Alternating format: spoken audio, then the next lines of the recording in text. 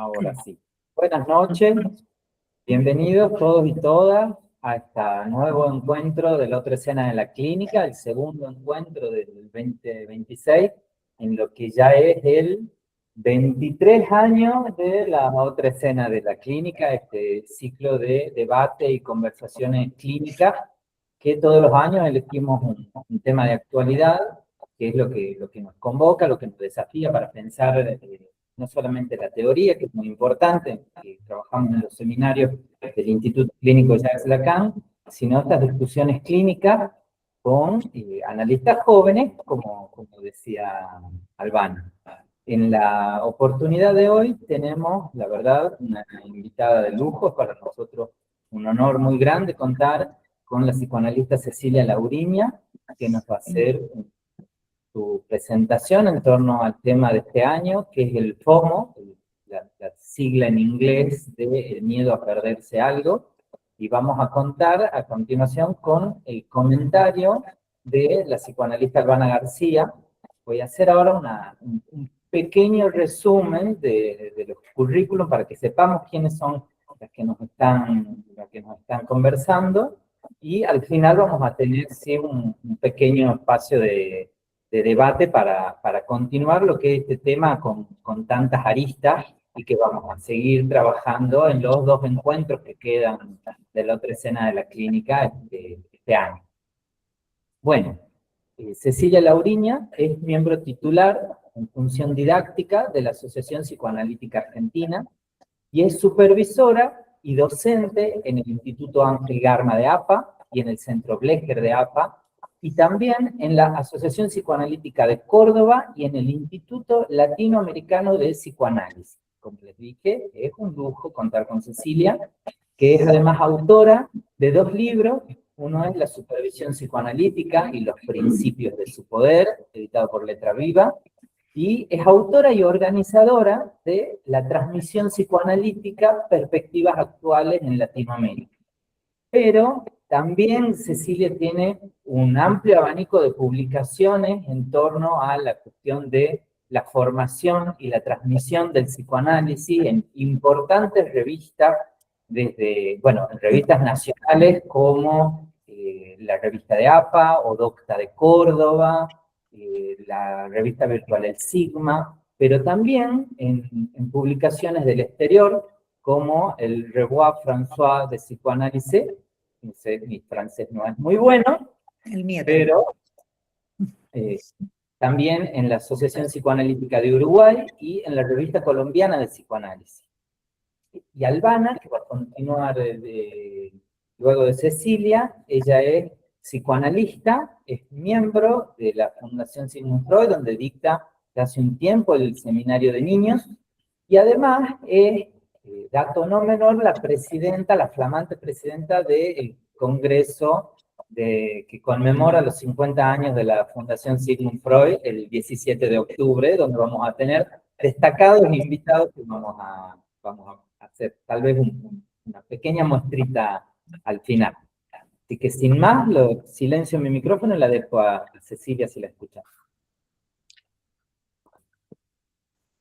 Bueno, buenas noches a todos. Para mí es un gran placer compartir este espacio con ustedes. Agradezco a la Fundación Sigmund Freud, al Instituto Jacques Lacan y a la otra escena de la clínica por esta invitación al diálogo sobre un tema tan importante que atraviesa nuestra clínica cotidiana. Un especial agradecimiento a Albana García por su amable disposición en todo el proceso de preparación de esta actividad. Para mí es un gran honor siempre, y esta vez aún más en el marco del 40º Congreso Internacional de Psicoanálisis, que versará acerca del sujeto de la hiperdigitalización. Este es el congreso del que recién hablaba Sergio, que se llevará a cabo en octubre de este año. Espero que algunas de las ideas que hoy presento sirvan de antesala a los desarrollos que escucharemos y debatiremos en el congreso.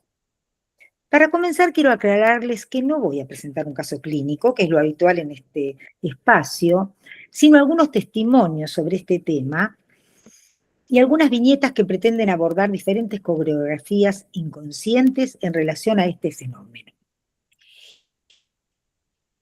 Comienzo por la definición de FOMO en Internet. Dice así: es el miedo a perderse algo. Se trata de una ansiedad social desencadenada por la creencia de que otros están viviendo experiencias más divertidas o valiosas. Potenciado por las redes sociales, esto lo dicen las redes sociales, ¿no? Potenciado por las redes sociales, este fenómeno genera la necesidad constante de estar conectado y saber qué hacen los demás. Se detecta en la revisión compulsiva del celular, la comparación constante, la dificultad para elegir, para decir no. Hasta aquí una breve síntesis, insisto, de lo que decían las redes. Ahora bien, la experiencia FOMO existe antes de la palabra FOMO, antes del celular y antes de las redes. Sin embargo, este nuevo significante hace poco tiempo que forma parte de nuestro acervo cotidiano. Presento ahora las voces de jóvenes entre 17 y 40 años a los que les consulté sobre este fenómeno. O sea, tomé estos testimonios a la manera de lo que podría ser un material clínico, ¿no? Mi pregunta giró en torno a si conocían esta sigla y qué pensaban del mismo. Me sorprendí porque no solo la conocían, sino que además era materia de conversación entre ellos. Aquí sus testimonios. Matías dice: alto FOMO no haber ido a la juntada del sábado. Lupe dice: ahora las chicas deben estar hablando de lo que pasó. Qué FOMO no estar ahí. Juan dice: tendrías que haber venido. Cuando te cuente lo que pasó, te va a dar mucho FOMO. Aquí escuchamos una experiencia de exclusión, de deseo de tener o vivir lo que el otro tiene o está viviendo. Una experiencia de temor a la pérdida. Nosotros podríamos agregar el deseo de excluir al otro, de que el otro desee lo que yo tengo. Pero ¿qué pérdida es la que está en juego? ¿Esto es muy diferente a la envidia kleiniana? ¿O es una envidia intensificada por el predominio de lo visual que nos proporcionan las redes sociales? Aquí vemos dos movimientos: la envidia sentida en uno mismo y la envidia provocada en el otro. Prosigamos con los testimonios. Lula dice: hay un festival que se hace una vez por año. La última vez no la pasé tan bien. Este año la entrada estaba más cara, pero pensé, bueno, vamos en grupo, es divertido, podría no ir. Casi decidí no ir, pero pensé que iba a sentir FOMO, entonces voy. ¿Solo para no sentir FOMO? O mejor me hago un super plan, algo que me saque del FOMO. Valeria dice: el acto de vivir algo y de compartirlo antes estaban separados. Antes se sacaba una foto, era el rollo de 20 o 30 fotos, esta tiene un poquito más de edad, se darán cuenta, ¿no? 20 o 30 fotos que se enviaba a revelar, y ahí se revelaba la verdad de la milanesa. Cómo saliste en la foto, si esa imagen era compartible o no. Había una elección más al detalle de lo que se compartía o no. Ahora, desde que aparecieron las stories, se comparte en tiempo real y todo se intensifica. Yo estoy en la reposera frente al mar, le comparto a mi amiga que está en la oficina, que no consiguió las vacaciones y se está muriendo de embole. El hacerlo en tiempo real agrega FOMO. El problema no es de las stories, es que en el tiempo real se amplifican los problemas de la vida real. La envidia del que está en la oficina. Lo que le pasa al que comparte, o sea, al que publica, es la otra parte de la historia, dice Valeria. Yo publico la foto en la reposera, divina, esta felicidad que estoy viviendo, este cielo azul, este mar soñado. Y dejo afuera las incomodidades.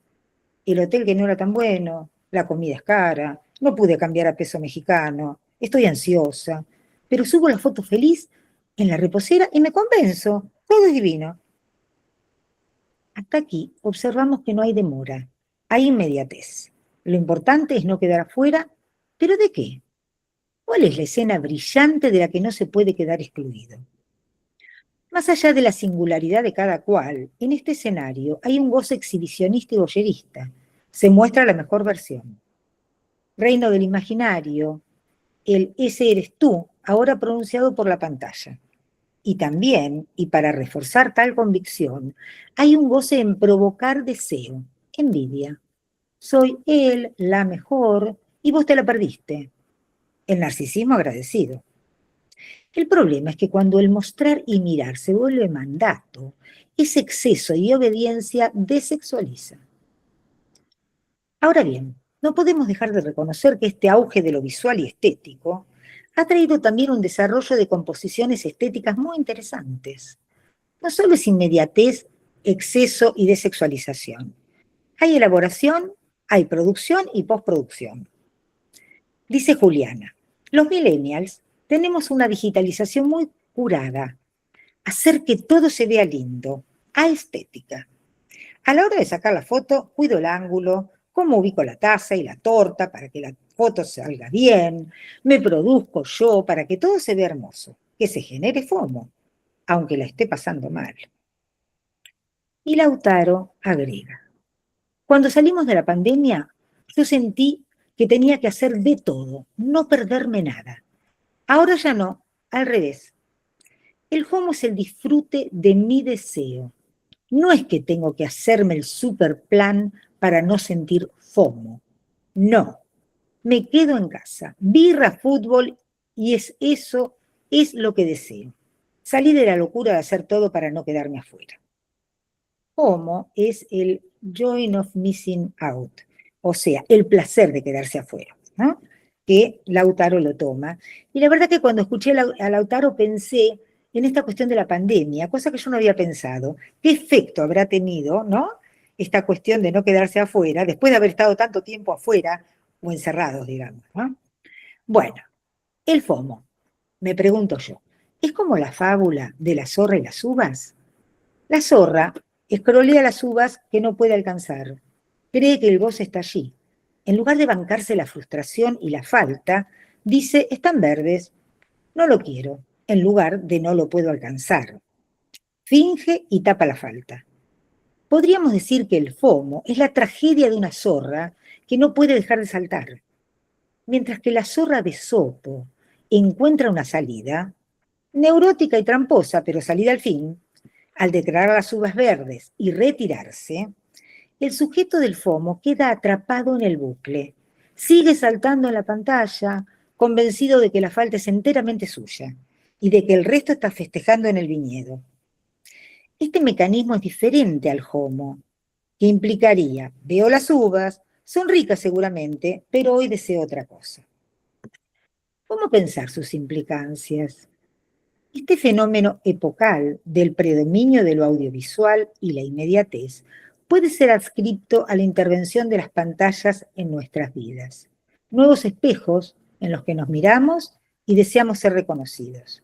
Panóptico digital y mirilla, que a través del algoritmo puede comandar nuestros deseos. Pero me interesa dar un pasito más y desplazar el fenómeno de la llamada adicción digital hacia la estructura misma del deseo y el goce. ¿O acaso antes de las pantallas no había pasiones alienantes, adictivas? Sabemos que desde la alienación primordial, marca del desamparo y endeblez inicial, largo camino deberá recorrerse hasta la constitución de un sujeto capaz de desear. Hablamos de una pérdida que es condición de posibilidad, de la ilusión de completud a la falta como condición de deseo. Ser reconocido por el otro, en principio especular, es condición de nuestra constitución. De ahí la a veces desesperada expectativa acerca de su aceptación o rechazo. En la presentación del viernes acerca de Frida Kahlo, excelente presentación de la doctora Marta Jerez, de Gaby Abad y Sergio Hernández, se marcaba esta fundamental necesidad de reconocimiento como constitutiva de la subjetividad. Ya desde el proyecto, Freud ubica la presencia de otro como imprescindible para la constitución del psiquismo. Ese otro prehistórico inolvidable, por siempre anhelado, auxilio ajeno del cual depende la vida. Lacan ubica esa primera imagen especular, imaginaria, en relación a un otro, y dice, la experiencia de satisfacción del sujeto está enteramente suspendida del otro, de aquel al que Freud designa con una expresión muy bella, el Nebenmensch, ese otro primordial absoluto en el mítico paraíso perdido, nunca habido, que a la espera de ser reencontrado irá propiciando en los siempre renovados desencuentros el devenir lineal del sujeto. El desarraigo instintivo inherente al psiquismo humano lo deja huérfano de objeto y le brinda la posibilidad de asumir una subjetividad que viene del otro, dice Peskin. Si la pulsión no da objeto, entonces, ante la posibilidad de una nada de objeto, me defiendo mirando donde mira el otro, y allí encuentro el objeto, dice Mazota. Tocamos aquí la fuente oscura de la autoridad del otro, que hace de nosotros la víctima sometida de antemano a todas sus sugerencias.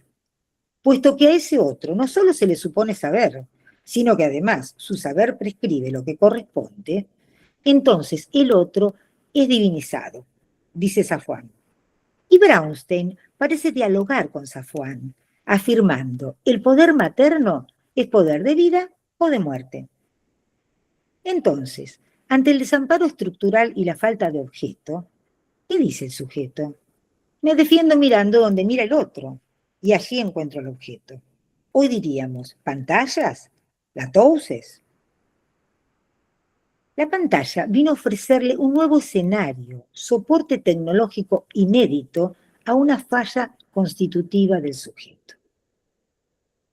¿Será esta la condición humana que nos permite alienarnos en el otro, ahora digital?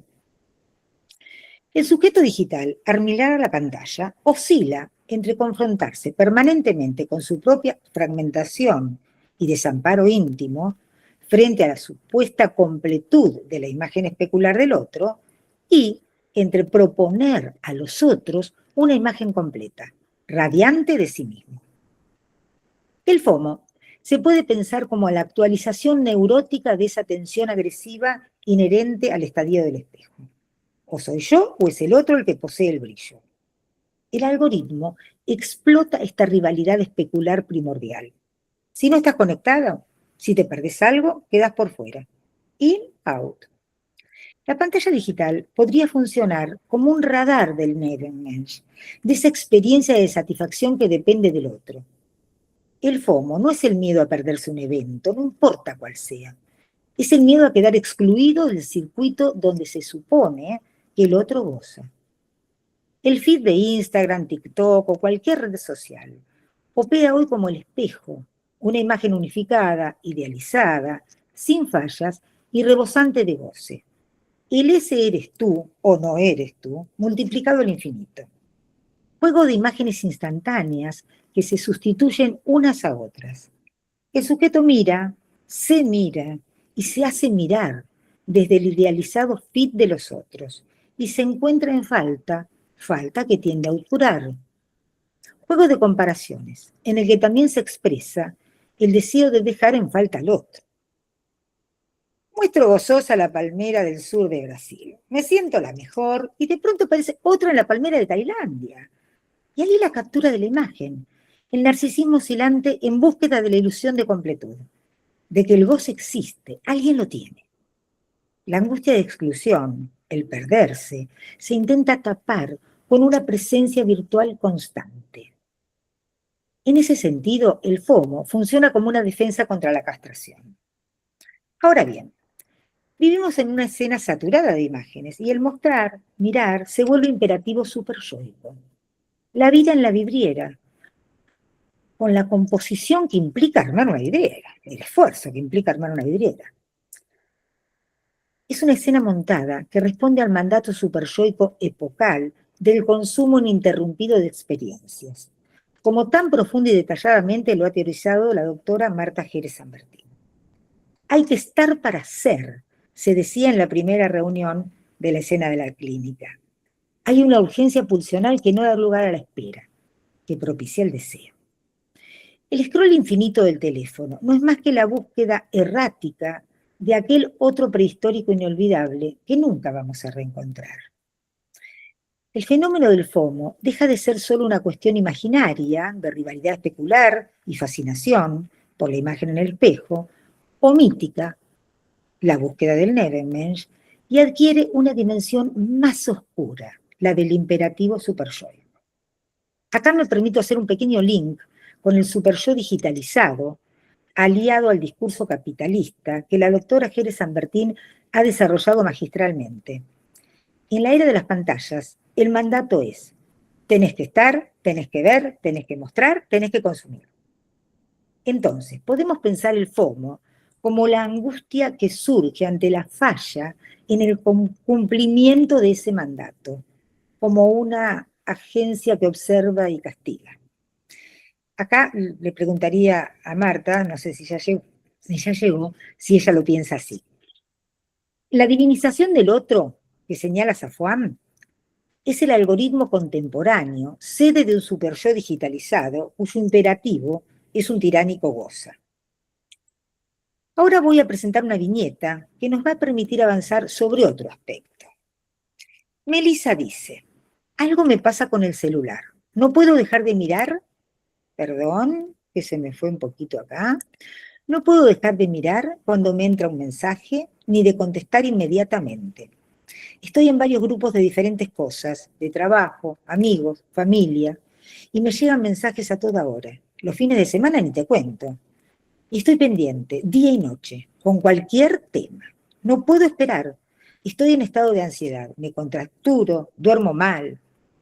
Entonces la analista le dice, ¿qué ocurre si no lees o no respondes?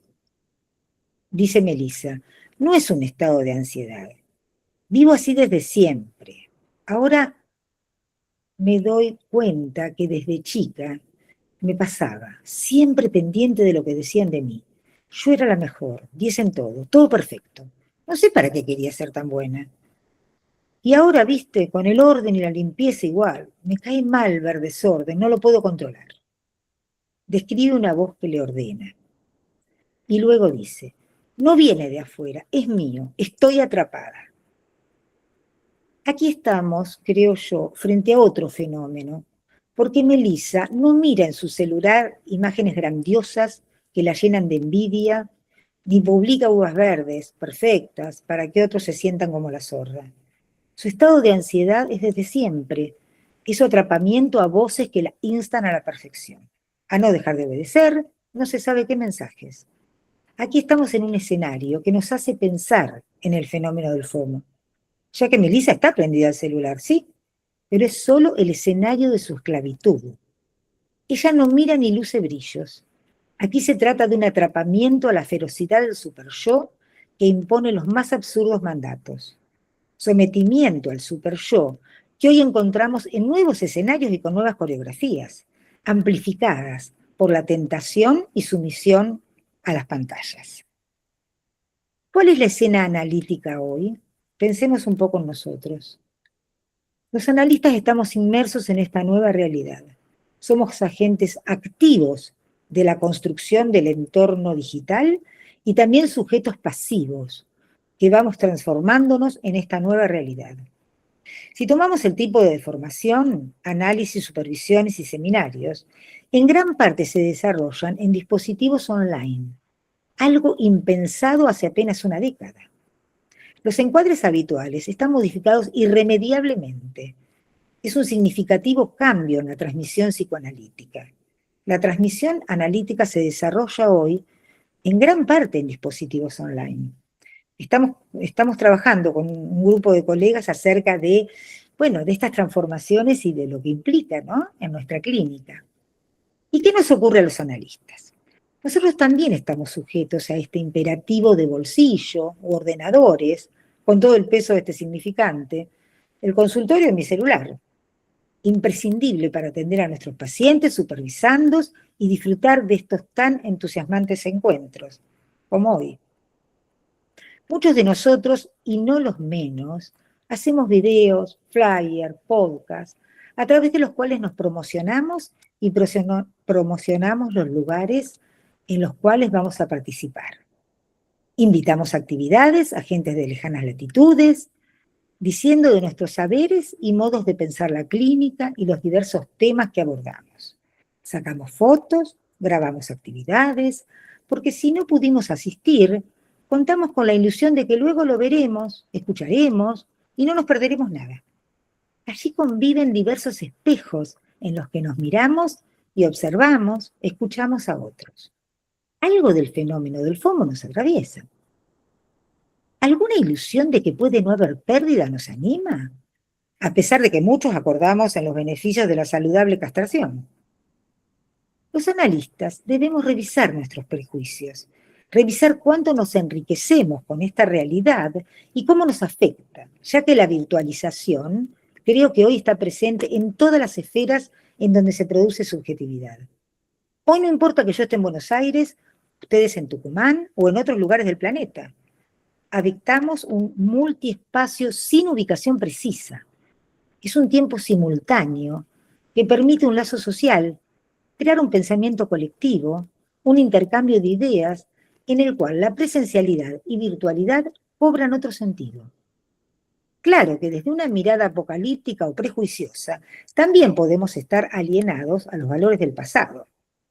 En la Asociación Psicoanalítica Internacional a la cual pertenezco, hay fuertes discusiones acerca de la formación online, entre posturas muy conservadoras, atadas a las supuestas glorias del pasado, y otras que dan la bienvenida a lo que la tecnología ofrece. Todavía hay asociaciones en la internacional que no permiten los seminarios online, cosa que ya es impensable. O sea, esto llegó y está entre nosotros para quedarse, ¿no es cierto? Bueno, los invito ahora a poner la mirada en nuestra posición analítica, tomando este significante. No querer perder, perderse. Otra viñetita. Hace tiempo me solicita una supervisión online, un analista que pertenece a una institución muy pequeña y lejana. Ante su tímido primer paso a la exogamia, la interpelaron. ¿Por qué deseas estudiar y supervisar con analistas de otras instituciones? ¿No tienes aquí todo lo que necesitas para formarte? El dar lugar a la apertura es una pérdida. ¿Para quién? Podemos pensar en las instituciones que no quieren perder poder sobre sus integrantes, así como en el dominio transferencial que suelen ejercer algunos analistas sobre sus analizandos, haciendo uso o abuso de la transferencia. A propósito de este no querer perder, recordé aquella anécdota tragicómica entre Lowenstein y Lacan, su analizando. Digo, porque esto además sucede hace casi 100 años, entonces también podemos ubicar este fenómeno por fuera de la actualidad, ¿no? El análisis entre Lowenstein y Lacan, Lowenstein era el analista didáctico, se desarrolló entre junio del 32 y diciembre de 1938. Aunque hoy esta duración del análisis no nos llame la atención o parezca corta, en aquel entonces los análisis didácticos duraban apenas 1 o 2 años. Por ejemplo, Lagache había pasado por el diván de Lowenstein en el 36 y fue titular en 1937. Y otro tanto para Sayanar. Luego de menos de 2 años fue didacta. Didacta es como en la Asociación Internacional, es como la autorización máxima, digamos, ¿no? Como aquella posibilidad de formar a otros. Rudolf Lowenstein es el único responsable de tanta demora. Él se había resistido a darle el alta del análisis didáctico a este inquieto analizante, sin duda más rebelde y autónomo que otros. Aunque ni Lacan ni Lowenstein dieron detalles de ese análisis, hay indicios de lo tumultuoso que resultó. Esto lo pueden chequear en la revista Ñácate, si quieren más precisiones, yo hice un recorte muy pequeño, de un artículo que se llama Jacques Lacan según el dictamen de los primeros jueces, que es un escrito de Baños Orellana. ¿Lowenstein no puede perder a este inquieto paciente? De la novela de formación de Lacan, rescatamos este sueño que nos orienta en cómo salir del atrapamiento transferencial. Catherine Millot le cuenta a Rudinesco. Para ilustrar la significación esencial de ese momento de su historia, cuando Lacan, aburrido, no obtenía el alta de su analista, le contó una anécdota. Un día que pasaba por un túnel al volante de su pequeño automóvil, vio un camión que venía derecho contra él. Decidió entonces seguir su ruta. El camión se dio al lugar. Lacan participó a Lowenstein de este incidente, tratando de hacerle tomar conciencia de lo que era la relación transferencial entre ellos dos. Solo obtuvo silencio. Lowenstein padecía del miedo de perder a su analizante. Lacan estuvo dispuesto a perder la seguridad de su lugar. y se convirtió para Francia, como todos sabemos, en el maestro y guía que no fue Lowenstein. Si bien Lacan espera el alta de su analista, que llega llamativamente demorada, este enredo transferencial muestra la incidencia del narcisismo de los analistas en la conducción de la cura. Prosigamos. ¿Cuál es el FOMO del analista? ¿Los analistas aceptamos perder? Ya no damos altas al estilo Lowenstein, pero nuestro narcisismo nos permite barrarnos, quedar fuera de la escena. ¿Aceptamos tan fácilmente como leemos en Lacan eso de que el analista paga con su persona? Freud abandonó tempranamente la omnipotente posición de hipnotizador, así como la tan ilusoria sugestión que se sostienen en una presencia pregnante del analista, para proponer una ética de la falta, de la abstinencia al poder, sustentado en la transferencia. En cada relación amorosa y analítica se renueva ese circuito de búsquedas y pérdidas, y ahí nosotros como objeto que, en nuestro mejor destino, también seremos perdidos. Sin embargo, ¿cuántas veces observamos el goce de la omnipotencia de analistas y supervisores desplegando un poder hipnótico? Bueno, como las pretensiones de aquella lejana institución. Safwan supervisó con Lacan y cuenta que Lacan transmitía plena libertad al analista. Todo podía hacerse o decirse, salvo hablar de uno mismo. Se oponía tenazmente a que el analista se mostrara como modelo al paciente, posición que Lacan subrayó fuertemente en la dirección de la cura, preludio del deseo de analista. Recordemos que en la dirección de la cura, Lacan señala desviaciones en la práctica del psicoanálisis para hacer de sus escollos boyas, veré que será ese lapsus, boyas en nuestra ruta. Por ese entonces, Ferenczi hablaba del psicoanálisis mutuo y Sayaná afirmaba: el analista cura menos por lo que dice y hace que por lo que es. Lacan hace una oposición sólida a estas posturas. Las ubica como boyas en los agitados mares del análisis. En un extremo ubica a Ferenczi, que diluye la diferencia y asimetrías propias del dispositivo del análisis con su análisis mutuo. En el otro extremo, Sayaná como otra boya, para indicarnos que no es desde el ser que el analista cura. Ante tales desviaciones, Lacan postula: el analista haría mejor en situarse por su carencia en ser que por su ser. Ahí el analista paga con su persona. La abstinencia es abstinencia a operar como personas. Como tales, nada tenemos que hacer allí. La abstinencia es el nombre freudiano del deseo de analista. Se trata de un duelo, de la abstinencia a colmar nuestras carencias con la idealización del analizante o supervisante. Reconocer que solo somos semblante, saber supuesto, objeto de fantasmas ajenos. Reconocer que nuestro destino es un tránsito desde el objeto agalmático al objeto. También en la posición del maestro, que lejos de ser el que posee todo el saber, debería ser causa del deseo de investigar en sus discípulos. Bueno, esta experiencia, los que asistimos al seminario de la doctora Marta Jerez, tenemos esta experiencia, ¿no? De alguien que causa el deseo de investigar. Vuelvo a la recomendación de Lacan. El analista haría mejor en situarse por su carencia en ser que por su ser. Esta recomendación es iluminadora y podemos pensarla como una advertencia, volviendo al FOMO, para no perdernos en nuestra posición analítica, advertidos de los gozosos riesgos de no querer perderse ni una. Ni un paciente, ni una interpretación fascinante, aunque no sea oportuna, ni una oportunidad de brillar como el mejor al relatar una viñeta. Y en el caso de aquella institución que no dejaba salir a la exogamia, a sus miembros, podemos pensar en que quizás lo que no quieren perder es el control y que los trapos sucios se laven en casa. En fin, como sabemos, rescatar el valor de la abstinencia al poder tiene profundas consecuencias en la cura. Ulloa la llamó estructura de demora. ¿Y qué se demora o debería demorarse?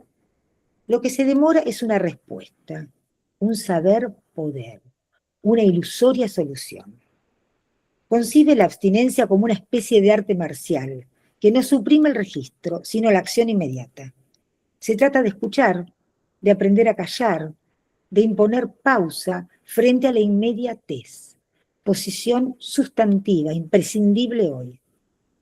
Abstinencia implica darle el poder y el saber al analizante, darle la palabra para que descubra en su decir la clave de sus padecimientos. Y para nosotros analistas, la abstinencia sería la resultante de ese duelo que es necesario transitar en nuestros análisis. El duelo de aceptar nuestra carencia en ser, que nuestros anhelos, por altruistas que sean, no tienen lugar. Y es renunciar al goce del poder, de creer que solo se frustra la demanda de amor del analizante. Y la nuestra, oficiar de analista y supervisor, es renunciar a la fusión narcisista con el paciente supervisando. Es renunciar a posiciones enunciativas que promueven la idealización y sumisión. Saber que solo somos testaferros de un saber que no poseemos. Es aceptar que nos prestamos con nuestra ausencia a ser objetos de la transferencia. Ya voy terminando. Nuestro viaje es un tránsito por sucesivos duelos. De uno en otro se va transitando el camino hacia la aceptación de las pérdidas. Pérdidas de los ideales de éxitos propios o de la ilusión de colmar al otro. Privilegiamos la falta, el hueco, el buen vacío que habilita. Y debemos privilegiar el ser perdidos. El destino del analista es ser perdido si todo anda bien. Es su destino de resto de la operación analítica.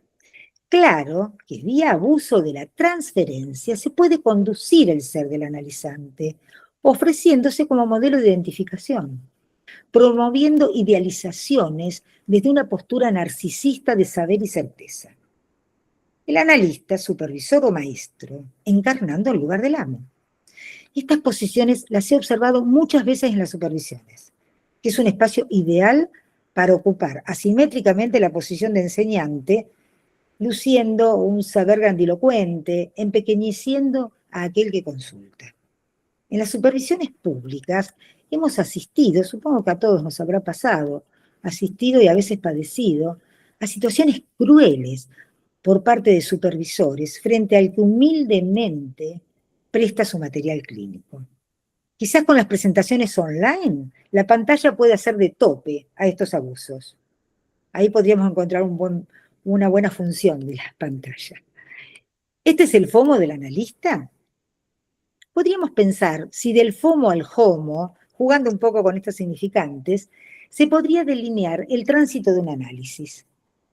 Del sometimiento al deseo del otro, la alienación al deseo del otro, a alguna posibilidad de deseo propio, donde el deseo sea causa, posibilidad de pasaje del goce al deseo. Y quizás eso sea hoy más necesario que nunca, sostener una práctica que no se rinde ante el ruido de la imagen, que no cede a la presión del goce inmediato, que no reemplaza el deseo con mandatos de felicidad. Una práctica que sepa todavía escuchar. Bueno, muchas gracias.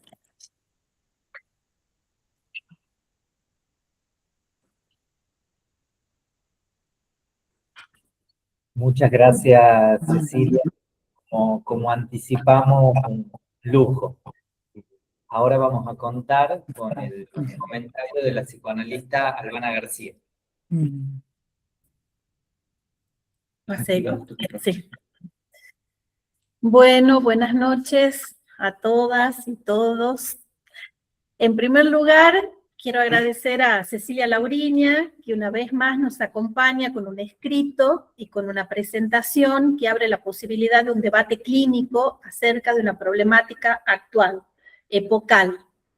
Epocal es un término que nos viene instilando la doctora Jerez San Bertín como preparatorio para el 40º Congreso Internacional de Psicoanálisis, organizado por el Instituto Clínico Jacques Lacan, Fundación Sigmund Freud, que bueno, como ya además dijo el colega Sergio Hernández, será el 17 de octubre en Santiago del Estero, y cuyo tema es el sujeto de la hiperdigitalización.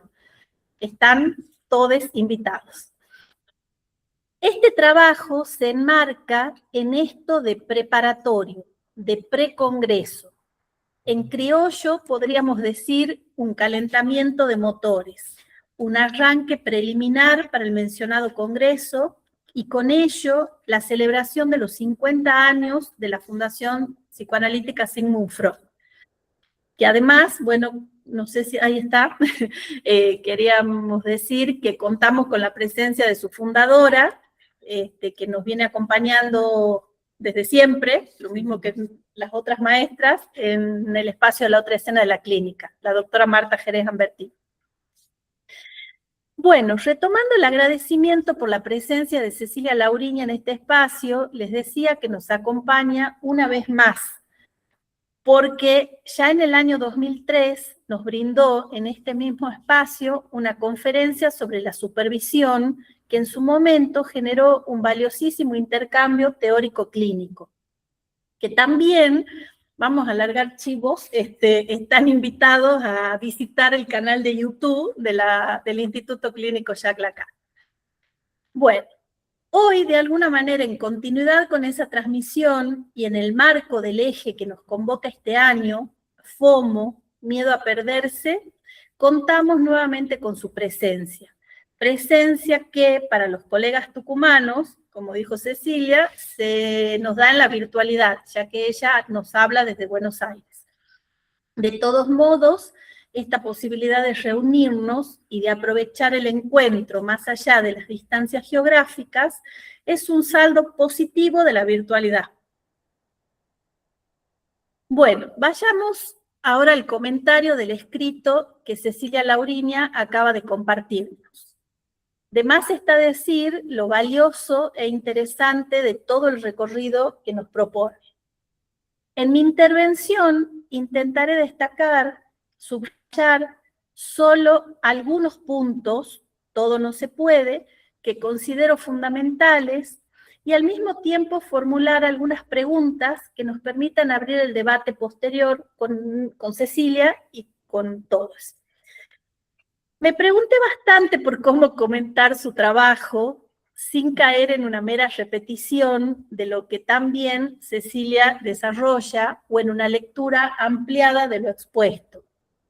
Por eso opté por resaltar aquello que a mi criterio constituye una posible resistencia frente a esta época tan saturada de imágenes y de inmediatez.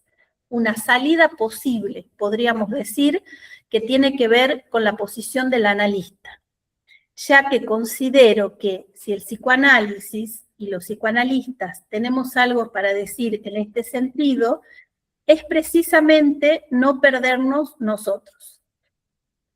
En un tiempo, como señalábamos, marcado por la sobreexposición de imágenes, la presión de la conectividad constante y la urgencia de lo instantáneo, lo inmediato, un analista no puede dejarse arrastrar por la misma lógica epocal que atrapa al sujeto, al consultante, al paciente. Pero a la vez, ustedes me dirán, se dirán, estamos atravesados también por esas mismas marcas de época. Parece una obviedad esto que estoy resaltando, pero considero necesario hacerlo, ya que también un analista puede perderse. Como bien lo subraya Cecilia Lauriña, que el FOMO no sea el del analista. ¿Por qué nos hace esa advertencia Cecilia? Porque yo creo que abundan los trabajos que describen la subjetividad contemporánea y los efectos de la era digital en los pacientes, situando allí, que no es menos cierto, el problema de este fenómeno. Sin embargo, el FOMO no puede reducirse a un significante epocal que afecta únicamente a los consultantes. También interpela, o debiera interpelarnos, a los analistas, en tanto plantea un desafío ético y clínico. Plantearlo de ese modo creo que constituye una pista decisiva para la dirección de la cura. Esto es, que un analista pueda sostener un lugar donde un sujeto pueda, tal vez, encontrar una diferencia. En este sentido, mi comentario subraya el FOMO como fenómeno de época y al mismo tiempo como una ocasión privilegiada para reinstaurar la dimensión de la falta en la experiencia analítica. ¿Es fácil esto? No. ¿Es siempre posible? Claro que tampoco. Primero, por el hecho de que analizar es uno de los imposibles destacados por Freud, junto con educar y gobernar. Pero también porque pensar que está siempre en nuestras manos hacerlo, esto es, sostener la fantasía de que todo consultante que ingresa desanudado a nuestro consultorio sale con la castración funcionando, sería bastante omnipotente de nuestra parte. Omnipotencia, que ya veremos más adelante, sería uno de los lugares por donde un analista puede extraviarse. Ahora bien, ¿qué es lo posible que podemos hacer? ¿De qué modo los analistas podemos sortear ciertos atolladeros clínicos en general, vamos a decir, y los epocales en particular? La respuesta, creo, está en poner sobre la mesa el tema del trípode de la formación y preguntarnos cómo se juega en este punto y de qué modo se vuelve decisivo el análisis del analista, la formación y la supervisión. Solo así podremos orientarnos sin extraviarnos, o al menos extraviarnos lo menos posible. Veamos entonces cómo se despliega esta problemática del FOMO y la posición del analista, siguiendo el trabajo y algunos testimonios y viñetas que Cecilia Lauriña generosamente nos comparte, y que, como ella dice, pretenden abordar diferentes coreografías inconscientes en relación a este fenómeno. Me encantó lo de diferentes coreografías inconscientes, de esta gradación que ella marcaba. Decidí iniciar con una viñeta clínica compartida por Cecilia, que a mi criterio muestra magistralmente allí cómo la analista no se deja arrastrar por la lógica epocal y por ende no se extravía en la dirección de la cura. Este escenario nos invita a pensar como psicoanalistas este fenómeno del FOMO. ¿Y por qué digo esto? Enfatizo esto de como psicoanalistas, porque implica pensar la clínica desde lo estructural, más allá de lo fenomenológico, que es lo que Cecilia, con Melissa, la paciente de esta viñetita, esta joven que parecía no querer perderse nada, hace, que permanecía prendida al celular.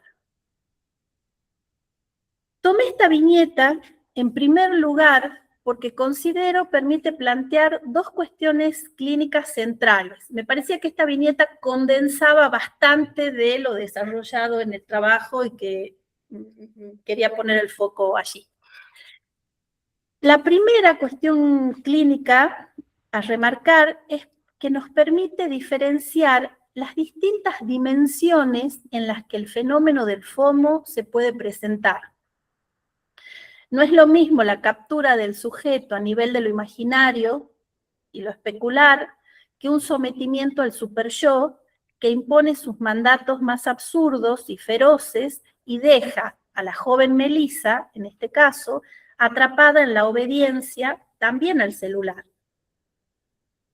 Me interesa solo remarcar en este punto la delgada línea que separa las cosquillas de la parrilla, el punto de la ferocidad del superyo que impone los más absurdos mandatos.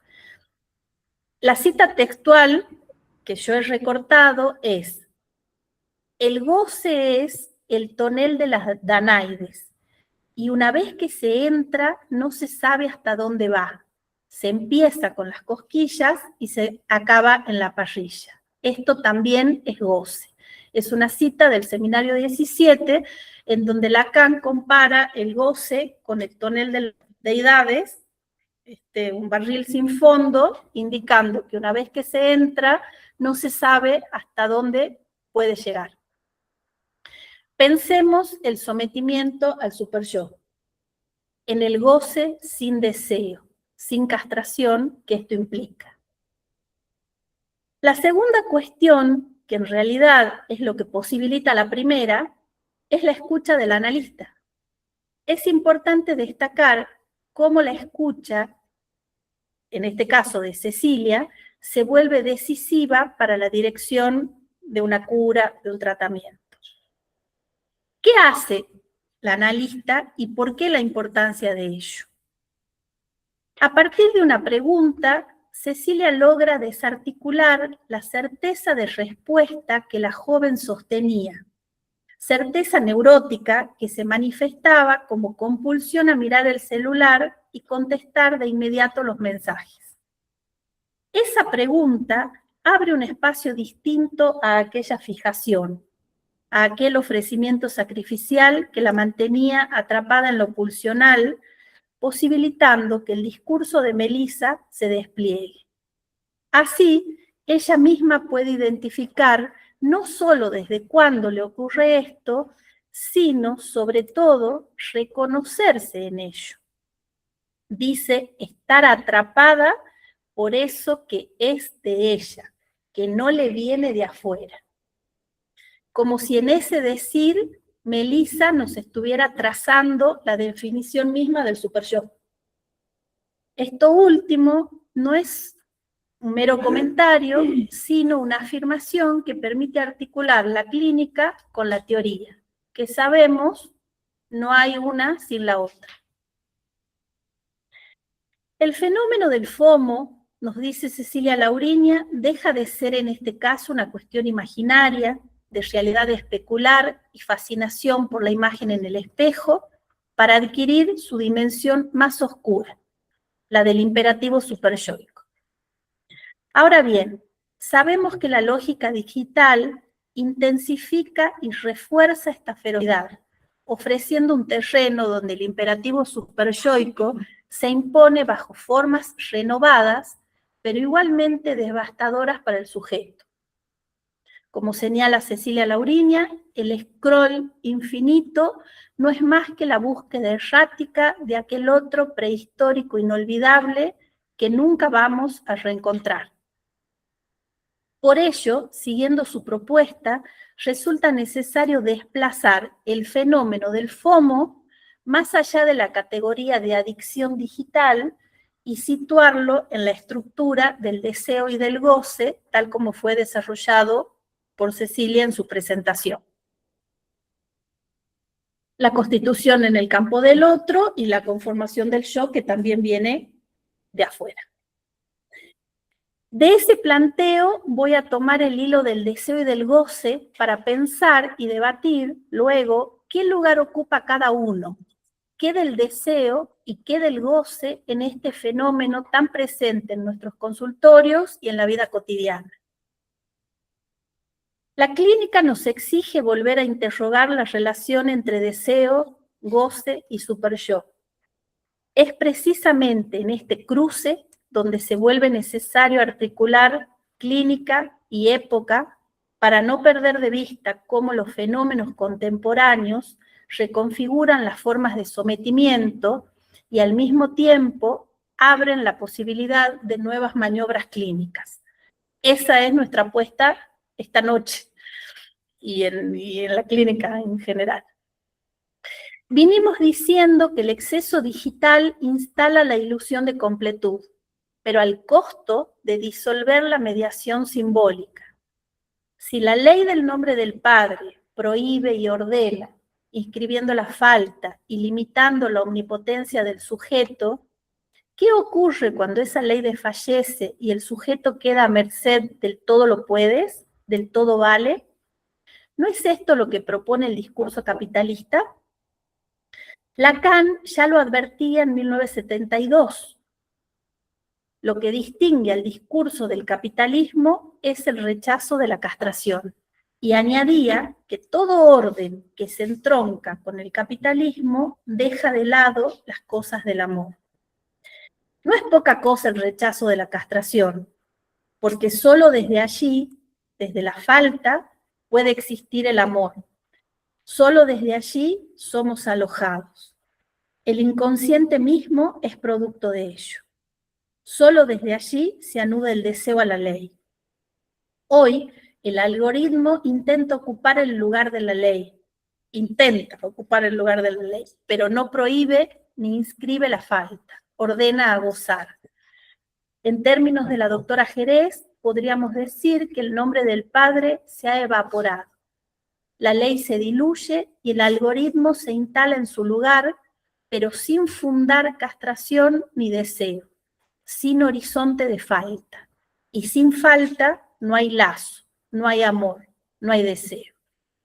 El sujeto se extravía en la compulsión de conexión y lo que se ofrece como plenitud retorna en realidad como angustia y compulsiones y otra serie de fenómenos de ese orden.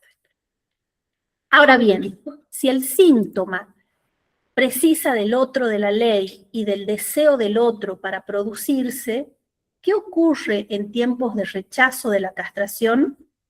¿Qué ocurre en nuestros consultorios si el analista también se extravía? Los testimonios que Cecilia Lauriña nos acerca, estas voces de jóvenes entre 17 y 40 años, muestran cómo el término FOMO aparece en su discurso. Alto FOMO no haber ido a la juntada. Me da FOMO no estar ahí. Voy solo para no sentir FOMO. En estos enunciados se advierte la dificultad de que el sujeto del inconsciente se inscriba en la pérdida, ya que el significante FOMO funciona como un cierre que reemplaza la elaboración de la falta por una fórmula inmediata, el FOMO, sintagma ese. Ahora bien, el riesgo para el analista consiste en aceptar esas siglas como comprensibles en sí mismas, poniéndole sentido y obturando la posibilidad de que el discurso se despliegue. La clínica psicoanalítica exige, en cambio, abrir esa posibilidad, no clausurarla. Aquí la posición del analista se vuelve decisiva, que es lo que posibilita Cecilia Lauriña con Melissa. Bueno, me interesa decir, para ir concluyendo, que los analistas no podemos dejar de interrogarnos por estas cuestiones. La época nos confronta con la tentación de omnipotencia y con la ilusión de completud digital. Pero la clínica nos recuerda que sin falta no hay lazo, sin castración no hay deseo, no hay sueños, no hay síntomas, no hay transferencia, que es con lo que nos estamos encontrando. No podemos perder de vista que lo que sostiene al analista no es el poder de saberlo todo, sino una docta ignorancia, la abstinencia, esa estructura de demora que abre espacio para el deseo, que reinstaura el vacío como condición del encuentro y que mantiene viva, Cecilia dice, la posibilidad de escuchar. Yo digo de escuchar y de analizar. Me interesa, para terminar, dejar planteadas algunas preguntas a Cecilia en relación con el trípode de la formación, que ella trabaja muchísimo y que también ha planteado. Y las preguntas son, algo fue diciendo, pero bueno, ¿cómo piensa hoy la formación analítica en relación con el FOMO? ¿De qué modo podemos concebir la formación sin demonizar la amplia oferta que la virtualidad habilita, pero entendiendo que la formación implica también el encuentro con la falta?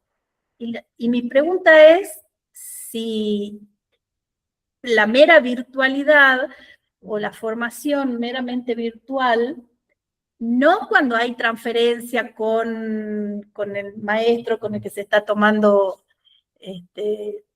un seminario, sino me refiero al amplio abanico de ofertas.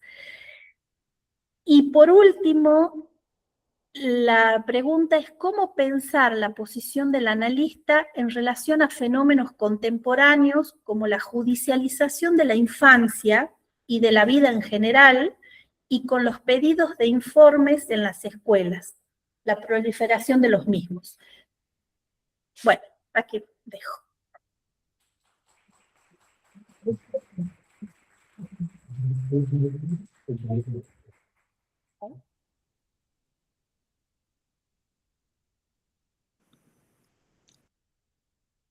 Buenas noches, mi nombre es Diego Abella, soy analista de formación, miembro de la institución del Instituto Crítico Jacques Lacan, de Fundación Psicoanalítica Sigmund Freud.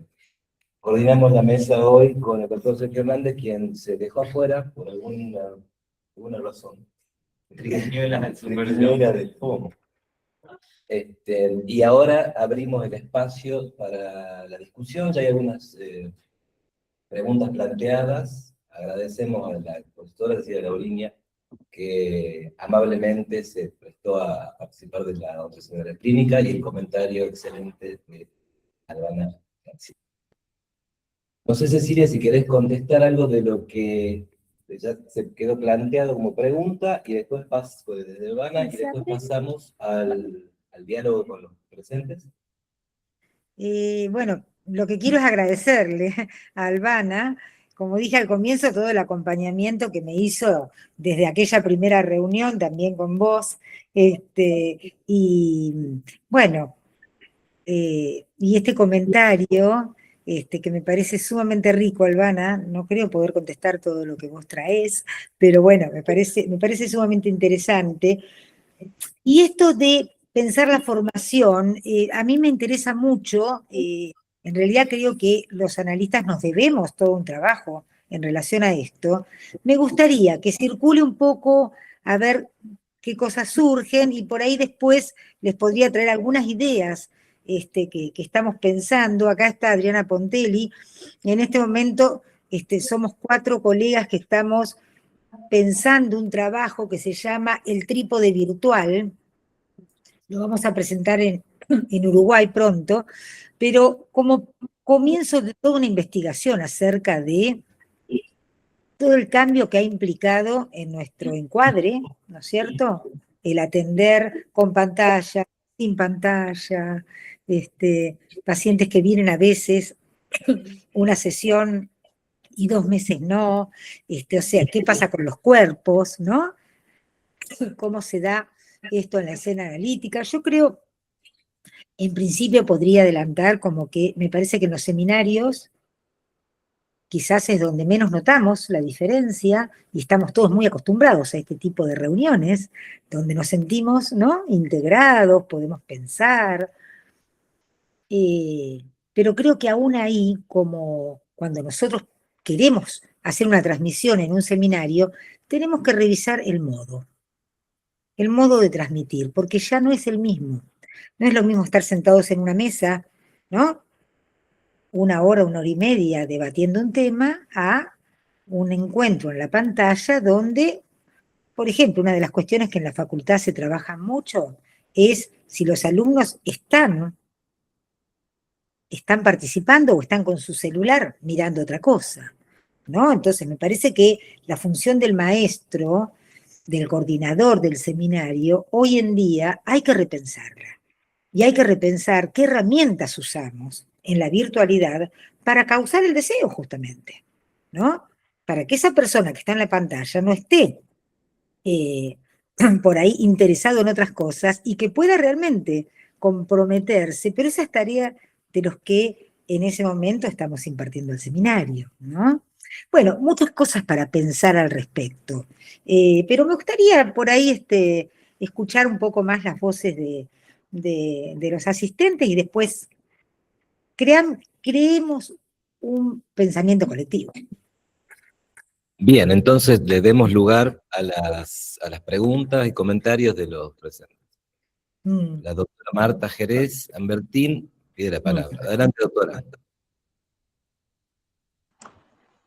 Hola, buenas noches a todos. Bueno, muchísimas gracias, Cecilia Lauriña y Albana García Bercellini, por la hermosa exposición que tuvieron. Me dejaron pensando un montón de cosas, no tengo respuestas para allá, pero me parece que lo más interesante que plantearon las dos es esta cuestión de cómo nos implicamos los analistas en la cuestión del FOMO. Cómo nos replanteamos la posibilidad de perdernos muchas cosas. Y creo que con los tiempos que corren, hay momentos en que uno se plantea que queda con alguna culpa por no participar de todas las actividades que se plantean y que realmente no es posible. Y me parece que ahí es esta marca de la castración la que nos atraviesa y que, bueno, es una cosa que la podemos trabajar entre todos. Ahora, yo quisiera contribuir con algunas experiencias para lo que plantea Cecilia y Albana, que está bien que Lacan pasó por todo lo que pasó con Lowenstein, con su analista, pero me da la impresión de que no aprendió demasiado, porque todos sabemos que Lacan fue muy tirano con sus pacientes y con sus supervisados. Y no hablo de oída. Cuando estuve haciendo mi formación en París, estuve hablando con muchos pacientes de Lacan y con muchos supervisados de Lacan. Era como que hacía una entrevista a uno por uno, cuánto tiempo te atendía, cómo te trataba. Y la verdad que a mí me sorprendió mucho esa tiranía de Lacan con sus pacientes y con sus supervisados. La misma Catherine Mirot, que sabemos que fue paciente, supervisada y amante de Lacan, me decía que ella no le contaba a Lacan cuando ella supervisaba con otra gente porque Lacan se enfurecía. Y entonces me parece que hay ahí una marca, que qué sé yo, que la tenemos que revisar todos, porque bueno, si esto hizo Lacan con sus pacientes y con sus supervisados, ya lo que hicieron los discípulos de Lacan fue el acabose. Hasta el día de hoy nosotros recibimos los testimonios de pacientes de los discípulos de Lacan que tuvieron que renunciar, por ejemplo, a un director de tesis de doctorado en la Sorbona de altísimo nivel, porque el analista estaba peleado con el director de la tesis, era de otra escuela. Entonces, me parece que todo eso es un tema que lo tenemos que plantear y reflotar permanentemente, y no saben cuánto les agradezco que lo hayan traído esta noche, porque como dice Cecilia y como dice Albana, la cuestión del FOMO no es solamente un problema de los pacientes, de la gente común, sino que también es una cuestión que lo tenemos que plantear los analistas. Me callo aquí para no caer en el FOMO de hablar demasiado, que es uno de los problemas que también tenemos los analistas cuando estamos en reuniones. No sabemos en qué momento callar. Ahora callo. Muchísimas gracias. Gracias, a ustedes y a todos los asistentes. Gracias, Marta. Gabriela Abad levantó la mano. Adelante, Gabriela. Doctora Gabriela Abad. ¿Cómo les va? Buenas noches. Bueno, muchísimas gracias. Las dos, muchas gracias Cecilia por lo que nos trajiste, gracias Albana por los comentarios. La verdad es que me encantó esta vuelta de tuerca de que a la mira la pongas sobre nosotros, porque tus palabras me parece que a todos nos interpelaron, con lo cual ya tiene eficacia, ya está, tu intervención ya genera algo muy importante, porque por lo menos a mí, y supongo que a muchos de los que acá escuchamos, nos interpeló tu... Porque primero que con la virtualidad, me parece que la tentación a no perdernos nada es mucho mayor. Inclusive en la cuestión de las sesiones, ¿no? Esto de de la posibilidad que nos da la virtualidad, a veces creo que nos hace que se nos pase por acá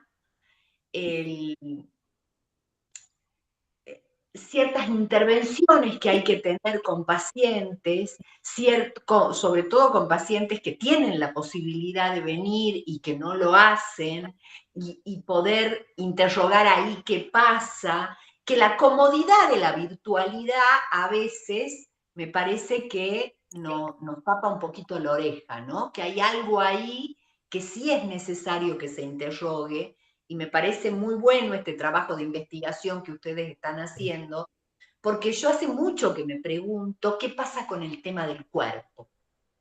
Y cierto intercambio y cierta ritualización inclusive en las sesiones, ¿no? Que, bueno, me parece que a veces algo hay que perder, la vara se corre mucho a veces, y olvidamos que a veces hay cosas que hay que perder. Ahora nosotros con esta apuesta que hemos hecho en la fundación de la presencialidad en los seminarios, cierta presencialidad, a veces cuesta sostenerla, pero todos salimos de esa reunión presencial del seminario diciéndonos qué enriquecedor que fue encontrarnos. Esa misa del encuentro de los cuerpos, ¿no? Como que genera otro efecto. Y me parece que en los análisis también. Hay algo ahí que está bueno que nos sigamos preguntando. Así que muchas gracias por traer todos estos interrogantes. Gracias, doctora. Continuamos con Juan Pablo Padilla, que pidió la palabra, que está aquí presencial. Va a salir bajo el nombre de Sergio Hernández, pero es Juan Pablo Padilla.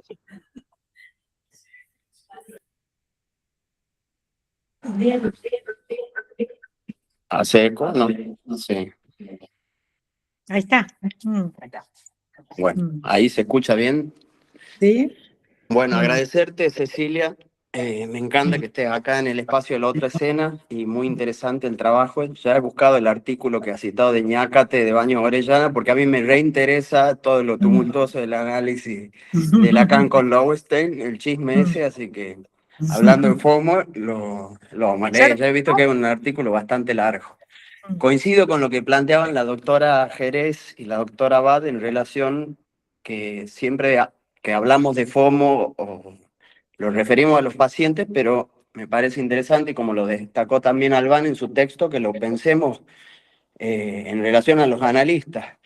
Y me acordaba de que en tu libro lo citás a lo de la supervisión, entonces yo decía, el FOMO existe antes que se nombre como tal, esto que vos decías, que se grababa las sesiones y con ese material se iba a que el analista te supervise, entonces yo digo, lo real existe, está ante el FOMO, que se lo nombre. Y lo otro que te quería preguntar en relación al caso que traes de Melissa es si es este FOMO de estar buscando todo el tiempo qué se dice en los grupos y estar respondiendo, si eso aparecía durante las sesiones. Si durante el trabajo que hacía con vos en las sesiones, ella no podía dejar de ver el celular. Ah, mira. No miraba el celular. No.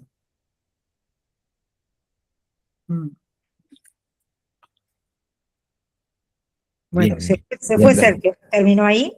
No era Sergio, es Juan Pablo Padilla, pero aparece en el celular como Sí, Sergio. Lo que pasa es que estoy Lo leyendo aclaro Sergio. para que no se confunda. No, Todo lo conozco a Juan Pablo. Mientras aparece otra pregunta, aprovecho, yo rescato algo que me llamó mucho la atención de FOMO, que es Fear of Missing Out. No es missing something, no es perder algo, perderse de algo, lo pone como en vecindad con el acting out, que está en relación con el objeto, ¿no? Algo de ese orden. Es rara la expresión en inglés, missing out.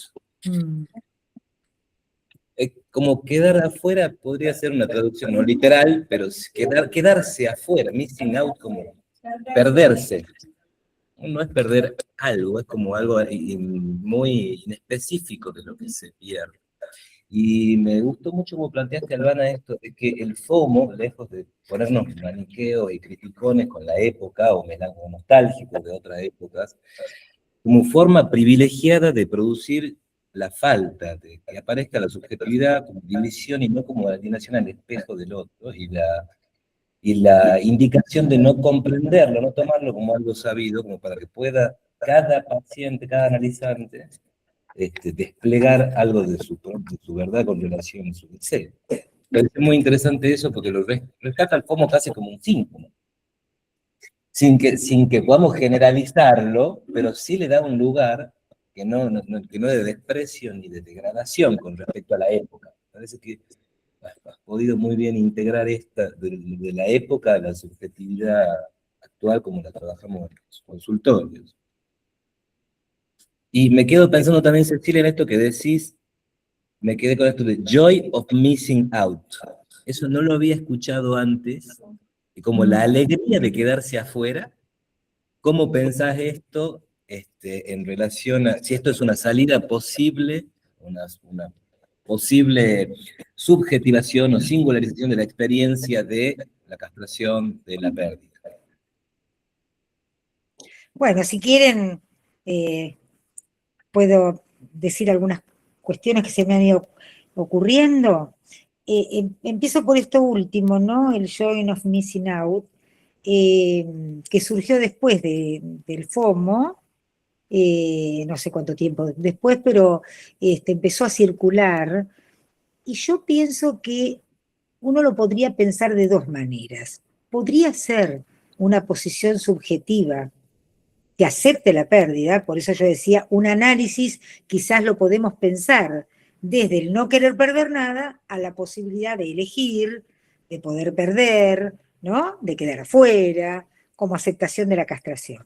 Ahora, también puede ser una posición defensiva, ¿no? Si pensamos en esto que yo traía un poco graciosamente de la zorra, podría ser que, bueno, yo no quiero las uvas porque las uvas no me gustan, ¿no? Entonces, y puede ser también una posición de engaño, ¿no? Cuando en realidad se lo está deseando. Me parece que ahí hay que ir el caso por caso para ver si es una posición auténtica de poder aceptar la pérdida o no, ¿no es cierto? O simplemente es una posición. Sí me parece que nosotros, como posición, como analistas, tenemos que apuntar a eso, ya dejando de lado la sigla, ¿no? El significante, pero sí me parece que si pensamos en la dirección de la cura, y seguramente nosotros tenemos que apostar, ¿no? A la aceptación de la pérdida. En realidad la vida es una sucesión de duelos, ¿no es cierto? Y los analistas lo que podemos hacer es ir trabajando, como ustedes dijeron, pensar el trípode en nosotros mismos, como qué pasa con el análisis del analista, con la supervisión del analista, ¿no es cierto? Con la formación permanente de los analistas, o con esas posiciones muy cristalizadas que uno ve muchas veces de analistas que no largan el poder, que no largan la posición de certeza, ¿no es cierto? Y esto en los supervisores se ve mucho, ¿no?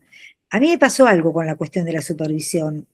Yo había tenido una experiencia muy traumática con un supervisor que estaba en una posición de gran certeza, y que decía lo que había que hacer y que yo le obedecía. Y cuando empecé a comentar esto, me encontré con que en cada esquina tenía alguien a quien le había pasado algo parecido, ¿no? Como que esta posición de certeza y de abuso del poder es muy común, es mucho más común de lo que todos creemos y de lo que se dice, ¿no?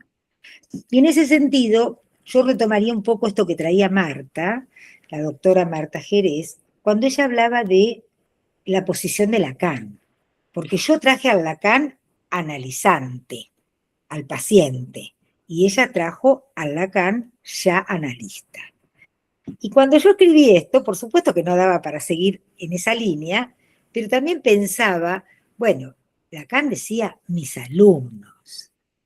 Es cierto, como dice la doctora Jerez, que Lacan ocupó una posición, por lo menos en muchos de los testimonios, de mucho poder, ¿no? y a veces de abuso del poder. Yo leí en función del libro, leí muy detalladamente los testimonios de Elizabeth Geblesco, que supervisó 5 años con él. Y Safwan es otro de los que habla muy bien de Lacan en la supervisión. Y Elizabeth Geblesco muestra, porque es un testimonio ella se iba de la supervisión con Lacan, se tomaba el tren a Niza y hacía un diario, ¿no?, donde ella iba anotando todo lo que le había pasado, y realmente es un escrito muy apasionado, ¿no? Porque ella ahí larga todo así como una asociación libre, y ahí muestra un Lacan muy cariñoso y muy respetuoso, ¿no? Un Lacan que supo barrarse frente a ella y que supo autorizarla, ¿no? Para que ella pudiera hablar de teoría, ¿no? Porque ella daba seminarios y todo, pero como que no se autorizaba. Y Lacan ahí tiene un acto analítico muy interesante donde él le da la posibilidad de que ella se autorice, ¿no? Digo, como que son distintas facetas, me parece, de Lacan. Hoy no vamos a hablar de su personaje, que es un personaje seguramente con muchas facetas muy distintas. Y el otro caso que nosotros estudiamos en el seminario, cuando vino Baños Orellana, fue María de la Trinité, donde también ahí vemos a un Lacan sumamente cuidadoso y cariñoso, y respetuoso de su paciente. O sea que, sin entrar más en detalles exactamente con la figura de Lacan, yo diría que lo que los analistas es necesario que perdamos, es el amor, que perdamos, es el amor al poder. Porque nuestra función a través de la transferencia, en cualquiera de las 3 patas del trípode donde funcionemos, como analistas, como supervisores o como maestros, podemos hacer abuso de poder. Me parece que esto sí es necesario, que tengamos la ética de poder perder eso, de poder barrarnos. Porque ya ni es necesario ir a Lacan. Muy fácilmente encontramos analistas, profesores, supervisores, que yo diría que riegan la idealización, ¿no? Que tienen intervenciones destinadas a que el otro se someta y los tenga en un pedestal, ¿no? Son pocos los transmisores del psicoanálisis con la capacidad para barrarse, para, por ejemplo, decir, yo también voy al supervisor o yo también voy al analista. En general no cuentan que van al analista. Pareciera que, ¿no? Cuando nos hacemos un poquito grandecitos, no podemos hablar de que vamos al analista. Y esto es abuso de poder. Esto es, en definitiva, como hacer algo para que el otro te idealice, para que alguien crea que no hay pérdida, ¿no? Y que no sería del orden del semblante, digamos, eso, no sería como Claro, una intervención calculada, sino sería claro, sostenerse en un lugar ideal. tal cual. Sí, seguro.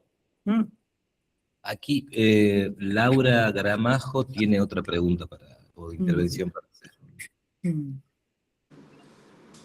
Hola, Cecilia. Hola. Momentáneamente soy Sergio. Bueno. Así jugamos acá también en la otra escena.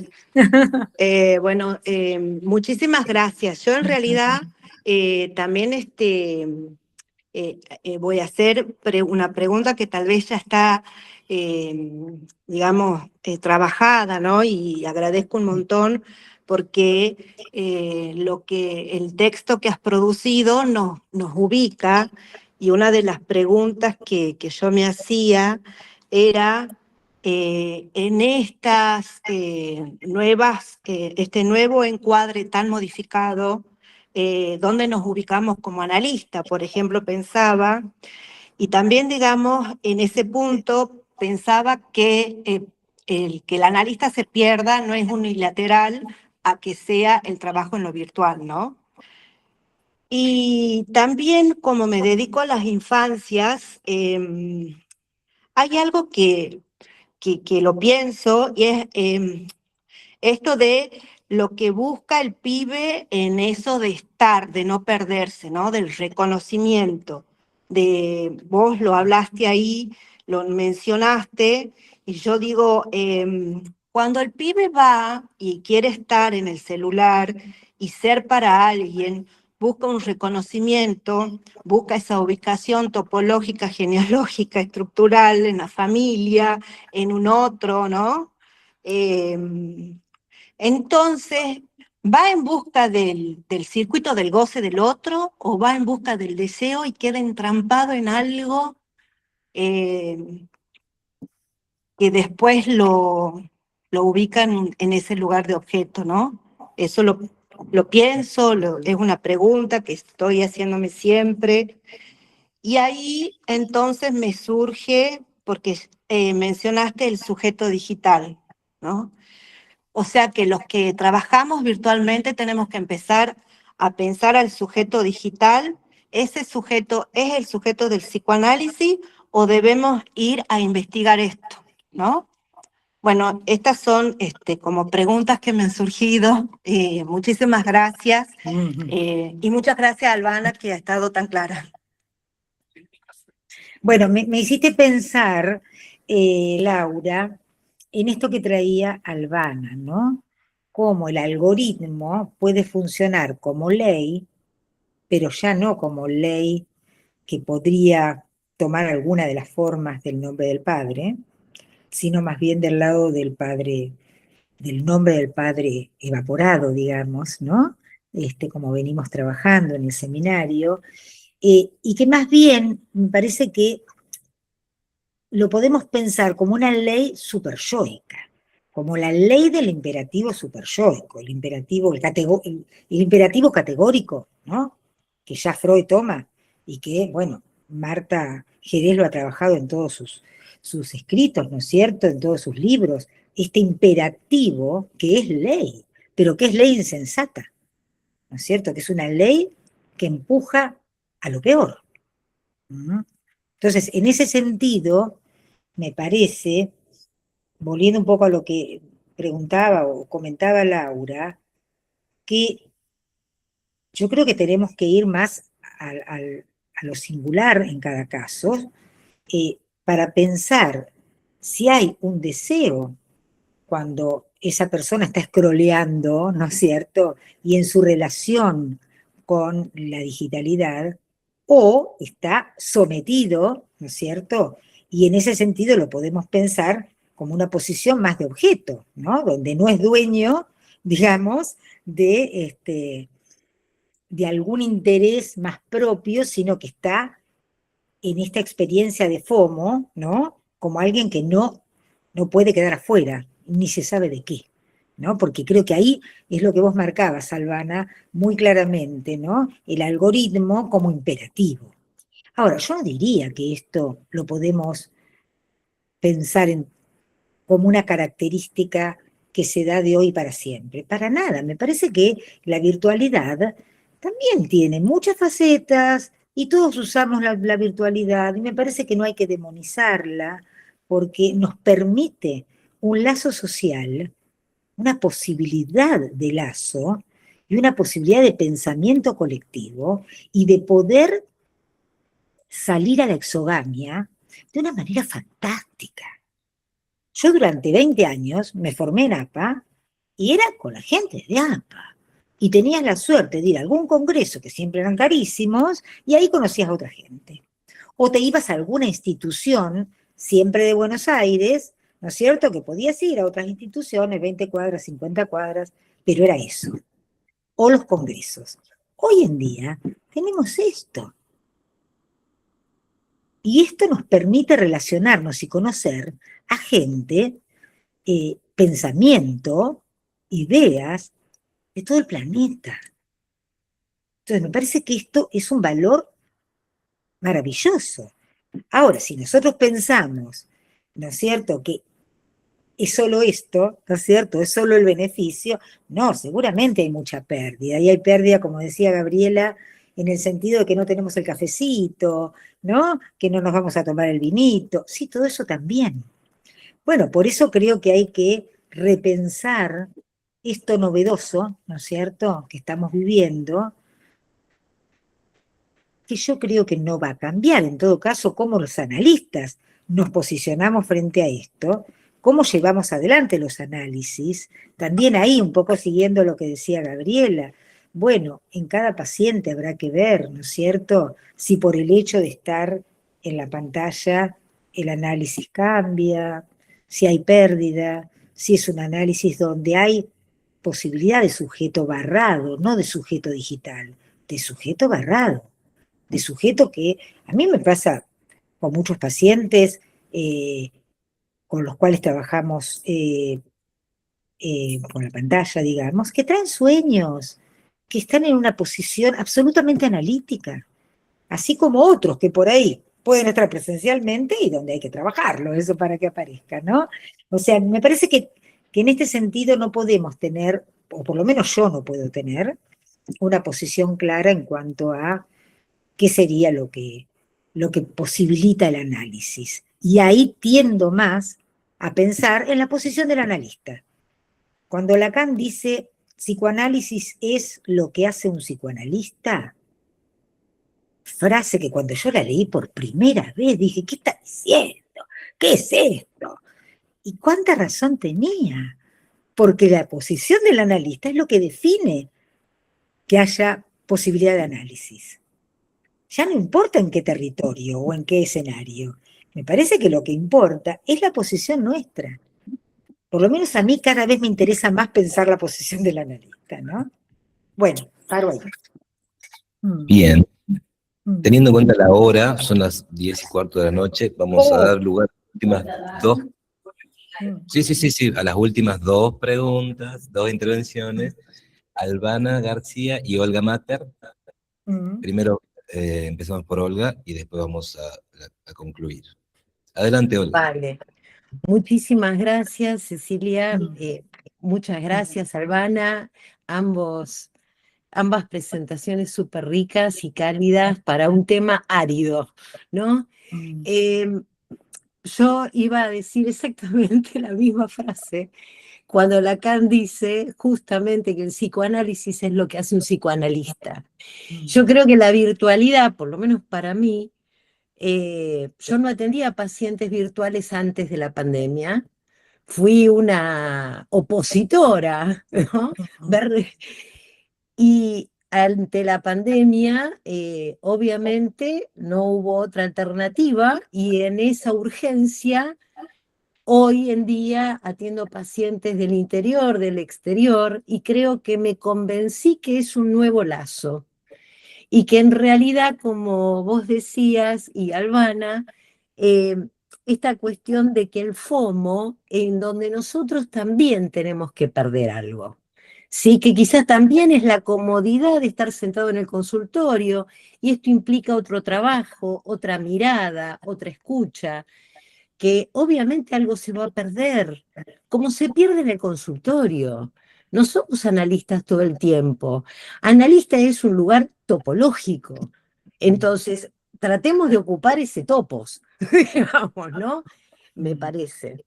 Y por otro lado, creo que es la invención. Entonces nos saca de la comodidad en algún punto, ¿no? Nos incomoda en tener que inventar. Yo conocí colegas en la época de la pandemia que atendían niños y me mostraban los programas con los cuales atendían niños virtualmente. Una cosa maravillosa. Digo, me parece que también está nuestra creatividad y no por eso menos ético ni menos riguroso, ¿no? Creo que son cuestiones éticas. Pregunta. Cecilia, cuando vos ibas diciendo los testimonios, a mí me resonaba cierta musicalidad, ¿no? Esa musicalidad de los entrevistados que hablaban del FOMO. ¿Vos hiciste alguna lectura, digamos, de ese significante en los testimonios? ¿Pudiste pensarlo de manera distinta? Mira, Gracias. lo que yo fui pensando es lo que les comenté, pero ya pensándolo como un tema, ¿no? En función inclusive de esta reunión, ¿no? Porque pedí los testimonios cuando ustedes me invitaron. A partir de ahí dije, y a ver, lo saco de algún paciente, inclusive en un momento le pedí a gente que supervisaba conmigo o amigos, che, ¿tenés viñetas, no? Donde se hable de FOMO, y después fui directamente a preguntarlo, ¿no? A gente, a jóvenes, ¿no? Conocidos, y bueno, me sorprendió mucho lo claro que tienen, ¿no? Esta cuestión de que los milenios, cómo hacen, ¿no? Todo, bueno, lo que les fui contando. Y lo que yo fui pensando es como que había alguna diferencia en esos testimonios en chicos que por ahí lo decían más como una afirmación, los del comienzo, y aquellos que por ahí yo los escuchaba y decía, este se analiza, este se analiza, este lo está pensando desde otro lado, ¿no? Porque había como una referencia más en un sentido de interrogación de por qué me pasa esto. No me Y lo hasta dijeron. Y hasta un cierto tinte de ironía, como cuando vos lo leías parecía esta cosa Sí, de chispa, de sí, chispa sí, como poética, digamos. sí. Vale, gracias. No quise preguntar, porque me pareció que era una cosa más En íntima, ¿no? algunos aparece como chispa, ¿no? Y en otros aparece como una cosa más cerrada, más angustiosa, Sí, con menos implicación subjetiva. subjetiva, sí, sí, sí. Le damos un poquito la palabra a Albana para ir cerrando ya. Para ella no entiende nada, era...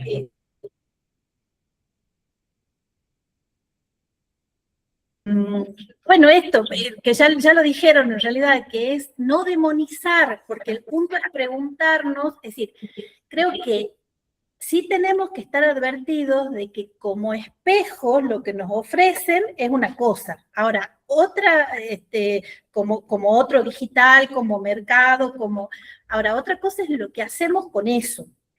Claro. Que es lo que venía planteando Cecilia y demás. Porque pensaba también en el consultorio, en la presencialidad, cuando uno hace una intervención, un corte, no es lo mismo en todos los pacientes. Es decir, se corta en relación al dinero, a los honorarios, se corta en relación al tiempo, por dónde pasan las intervenciones, es decir, qué es lo que a cada paciente le cuesta perder, que Claro. no es universal. Eso por un lado. Y por otro lado, que creo que es dejarlo planteado para otro, porque pensaba en la escansión, pero justamente en la escansión como acto analítico y en la escansión como FOMO de no perderse pacientes, de atender un montón de pacientes que se escucha un montón. Que también me parece que hay que poder hablar en algún momento de eso, de analistas que bajo supuestas escansiones es no perderse poder o de cantidad de pacientes o de dinero y demás. Bueno, Sí, eso brevemente. Sí, yo creo que implicarnos en el goce del poder, ¿no? Porque nadie está exento. Aún nosotros que estamos hablando de esto, no estamos exentos de ese goce. Y me parece que cuando alguien al comienzo habló de la formación analítica, me parece que es fundamental que en nuestra formación nosotros tomemos en cuenta, en nuestros análisis, este riesgo, porque la transferencia nos puede transformar en abusivos del poder. Tenemos la herramienta. Entonces me parece que ahí es importante estar advertidos de esto, inclusive tomando un poco lo que traía Marta Jerez en relación a la posición de Lacan, porque nosotros lo estudiamos a Lacan y la verdad que a mí me parece que tiene desarrollos importantísimos para la clínica. Ahora, si pensamos cómo él trataba, por lo menos a algunos pacientes, bueno, hay que tomar distancias, pensar, ¿no? Y reformular la posición del analista. Esto de, los otros días una consulta nueva, ahora hace poquito, 2 semanas, una mujer que me dice, mira, estuve 12 años con un lacaniano. Una de mis preguntas es ¿por qué me quedé 12 años? Porque en 12 años no habló. ¿No? Cosa que la escuchamos mucho. Analistas que se identifican con esta posición de Lacan, que no sé si la tenía siempre, ¿no? algunos dicen que no, pero bueno, se hizo famoso la mudez de Lacan. ¿Y Pero cuántos por lo que Lacan? sabemos de los analizantes de Lacan, sí, no era mudo. Para nada.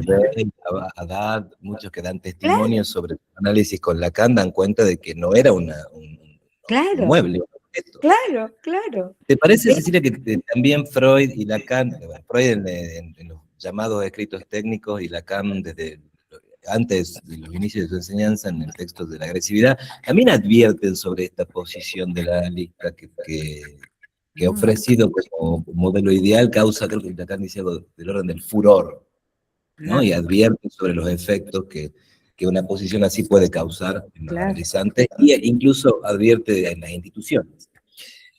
Bueno. Porque ahí me interesa, una palabrita, ahí me interesa Sí, diferenciar la abstinencia como posición de quedarse mudo de la abstinencia al poder.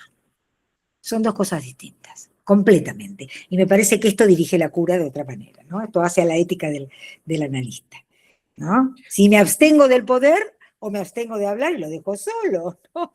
12 años sin hablar. Quedarse mudo puede también ser un ejercicio muy cruel del poder, muy tiránico del poder. Totalmente. ¿No? Totalmente.